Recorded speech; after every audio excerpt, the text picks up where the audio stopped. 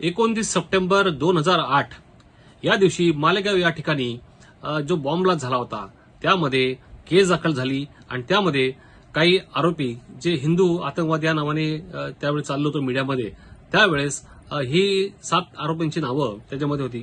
त्यामध्ये अभिनव भारतचे, प्रज्ञा ठाकूर, सुधाकर द्विवेदी, सुधाकर चतुर्वेदी, समीर कुलकर्णी, अजय राहिलकर आणि रमेश उपाध्याय अशी ही मोठी नावं या केसमध्ये त्यावेळेस त्यांना यांच्यावरती कारवाई करण्यात आली. हा जो खटला, गुन्हा दाखल झाला त्यानंतर ह्याचा तपास काही वर्षांनी एनआयकडे गेला. 2011ला ह्याचा तपास एनआयकडे गेला. त्यांनी 16ला याची चार्जशीट दाखल केली आणि एवढं सगळं करून हा जो तपास जेव्हा होता हा तपास कुठेतरी संशयित होता. आणि या प्रकरणामध्ये हे जे अगोदरचे विशेष सरकारी वकील होते रोहिणी सालियन यांना देखील सांगण्यात आलं की एका विशिष्ट आरोपीच्या विरुद्ध तुम्ही थोडंसं सॉफ्टली तुमचं जे धोरण आहे ते एकदम सॉफ्ट ठेवा किंवा कडक धोरण तुम्ही अवलंबू नका. त्यानंतर दुसरे जे सरकारी वकील आले अविनाश रसाळ त्यांना देखील सांगण्यात आलं, त्यांना तर चार्जशीट दाखल करताना सांगितलं देखील नव्हतं. तर असा हा एकंदर हा जो एनआयचा हा जो खटला जो आहे हा कुठेतरी संशयाच्या भोवऱ्यात आलेला आहे. याच्यामध्ये आजचा जो निकाल आलेला आहे AK लाहोटी विशेष सत्र न्यायालय एनआय कोर्टासाठी विशेष सत्र न्यायाधीश जे आहेत त्यांनी या केसचा निकाल दिलेला आहे. बऱ्याचशा त्रुटी यात सांगितलेल्या आहेत. निकालपत्रामध्ये 1000 पानाचं निकालपत्र आहे. याच्यामध्ये बऱ्याचशा त्रुटी सांगितल्या आहेत. त्रुटी कशा आहे, एवढ्या त्रुटी आहेत. या जर त्रुटीचा आपण पाहिला तर एनआय सारखी संस्था ही ह्या केसवर काम करत होते याचा संशय येतोय की यांनी एनआय सारख्या संस्थेने हा तपास असा एवढा निष्काळजीपणाने हा तपास कसा केला किंवा एकदम ढम्म तपास कसा केला ह्याच्यावरती कुठेतरी प्रश्नचिन्ह उपस्थित राहतं. याच्यामध्ये हे संपूर्ण आरोपी जे आहेत त्यांच्यावर मोका लावला गेला होता. हा मोका काही दिवसांनी काढला गेला होता. यातली विशेष आरोपी आहे त्यातली मुख्य आरोपी तिच्यावरती काही चार्जेस ते हटवण्यात आले, पण माननीय न्यायालयाने ते चार्जेस कायम ठेवले आणि यांच्यावरती हा खटला चालवला. आता हे जे सगळ्या गोष्टी आहेत, बऱ्याचशा गोष्टी आज आपण मीडिया देखील पाहत असाल की ह्या गोष्टी ज्या आहेत की जी मोटरसायकल वापरली, जी मोटरसायकल कोणाच्या नावाने आहे त्याची चासी म्हणजे जो साठा जो असतो गाडीचा तो बांधा असतो, त्यावर नंबर असतो, तो नंबर त्या संदर्भाचे पुरावे यांनी जमा केले नाही.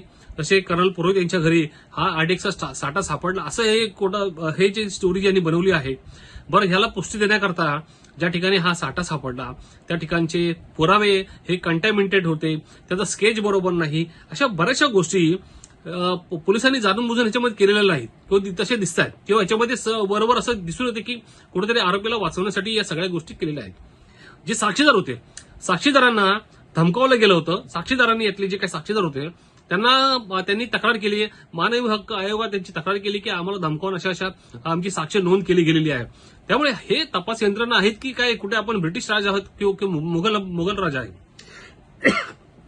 त्यामुळे आजचा हा संपूर्ण निकाल जर पाहिला तर आपल्याला हे दिसतं की तपास यंत्रणेने तपास कसा करावा हे एनआय सारखी संस्था यांना देखील माहीत नाही किंवा हे जाणूनबुजून करत नाही.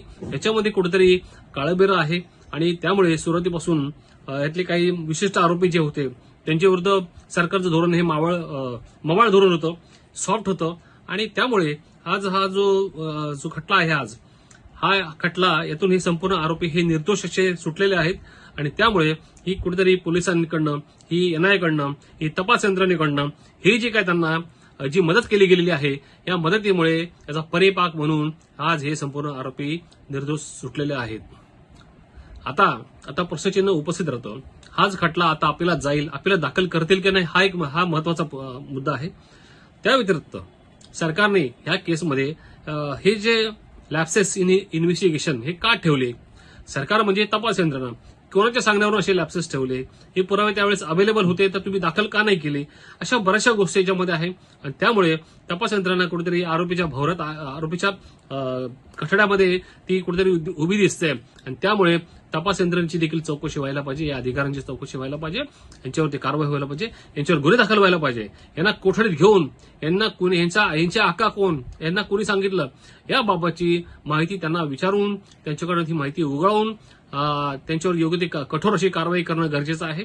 आणि त्यामुळे हे जे निकालपत्र आहे हे सरळ सरळ दाखवतंय मोकरी ऑफ लॉ जे आहे कायद्याचं कसं या ठिकाणी पायदळी तुडवलं जातं, कायदा मनाला वाटेल तसा त्याचा वापर केला जातो आणि त्यामुळे आज हा संपूर्ण आरोपी सुटलेला आहे. या संदर्भात जर हे जे तपास यंत्रणा आहे यांच्यावर कोणतीही कारवाई झाली नाही तर आम्ही या संदर्भात एक जनहित याचिका मुंबई उच्च न्यायालयात दाखल करणार आहोत आणि हे जे दोषी अधिकारी आहेत यांच्यावरती कुठेतरी कारवाई करणं गरजेचं असल्यामुळे आम्ही योग्य ती मागणी कोर्टाकडे करू. धन्यवाद.